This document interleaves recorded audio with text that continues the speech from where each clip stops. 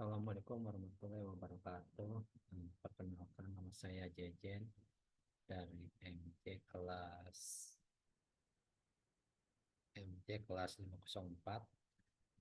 Di sini saya mencoba mempresentasikan untuk memenuhi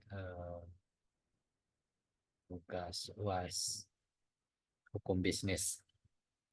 Itu yang berjudul dengan pemberdayaan UMKM berbasis sekolah. Studi kasus usaha makanan OSIS SMK Negeri 10 Jakarta.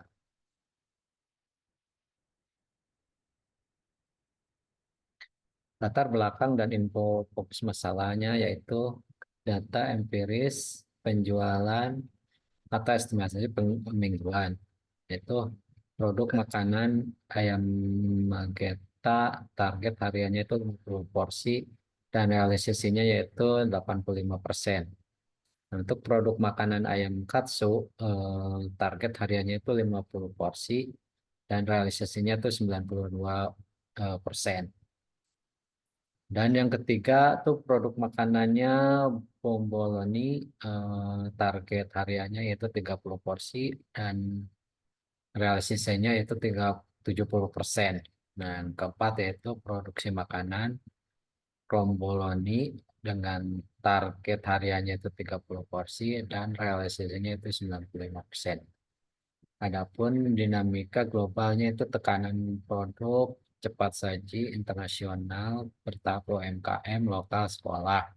Kedua yaitu fungsi edukatif, yaitu media pembelajaran kewirausahaan, tanggung jawab, dan kemandirian siswa. Yang ketiga yaitu identifikasi tantangan, inovasi, dan pengelolaan modal di tengah persaingan komersial sekitar.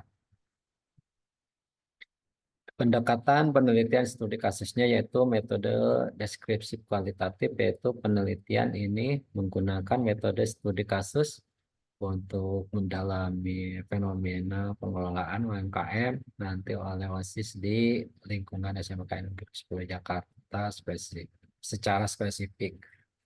Unit analisisnya itu fokus pada unit usaha ayam mentega dan ayam Ritsu sebagai referensi adaptasi selera global dalam konteks lokal sekolah. Nah, untuk kajian teori pendukungnya yaitu teori ekonomi kerakyatan, yaitu meningkatkan pada prinsip kebersamaan, kekeluargaan, dan partisipasi aktif anggota siswa dalam pengelolaan ekonomi demi kesejahteraan bersama. Yang kedua itu adaptasi pasar, bagaimana usaha kecil merespon tren global seperti Krombolani dan Katsu untuk tetap relevan dengan referensi konsumen remaja. Nah, yang ketiga yaitu manajemen UMKM, fokus pada kapasitas produksi, kreativasi produk, dan konsumsi kualitas sebagai pilar internasional bertanggung jawab usaha kecil. Keberlangsungan usaha kecil. Nah, yang keempat yaitu kewirausahaan edukatif, yaitu konsep integrasi praktis bisnis ke dalam kurikulum sekolah untuk membentuk karakter dan kemandirian peserta didik. Nah, untuk dampak ekonomi globalnya itu globalisasi membentuk standar selera baru di kalangan siswa. Preferensi makanan tidak lagi sekadar kebutuhan dasar, melainkan simbol tren dan gaya hidup. UMKM OSIS mengadaptasi produk internasional seperti katsu dan krombolani dengan menyesuaikan harga dan porsi kantin di sekolah. Dinamika perkembangan usahanya yaitu puncak penjualan event set, yaitu tingkat penjualan meningkat tajam saat agenda sekolah besar, pekan olahraga, atau kelas meeting dan pensi. Untuk stabilitas hari biasa, yaitu penjualan cenderung stabil, namun lebih rendah membutuhkan strategi promosi harian untuk menjaga eh, cash flow. Nah, untuk tantangan dan permasalahan nyatanya itu persaingan eksternal, kompetensi dengan pedagang kaki lima dan retail modern sekitar sekolah. Yang kedua yaitu manajemen modal, keterbatasan dana bergulir untuk mengembangkan varian menu baru. Yang ketiga yaitu manajemen waktu, membagikan fokus antara tugas akademik dan tanggung jawab operasional.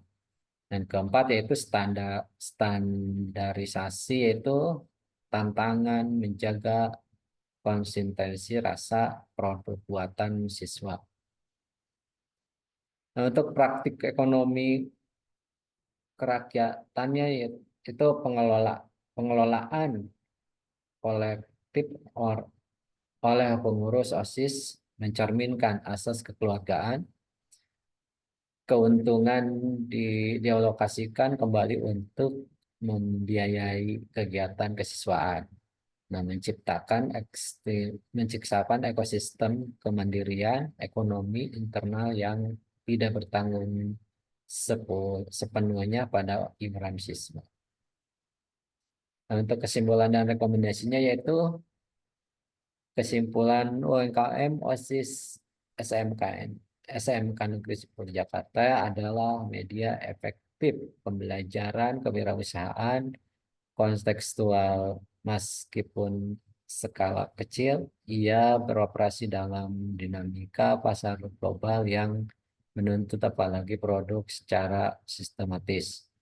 Nah, untuk rekomendasinya yaitu diverifikasi divers diversifikasi menu sehat sesuai tren nutrisi terkini.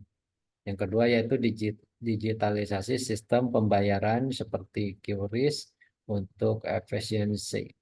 Yang ketiga yaitu pelatihan manajemen mutu bagi anggota OSIS. Demikian presentasi dari saya. Semoga bermanfaat. Terima kasih. Wassalamualaikum warahmatullahi wabarakatuh.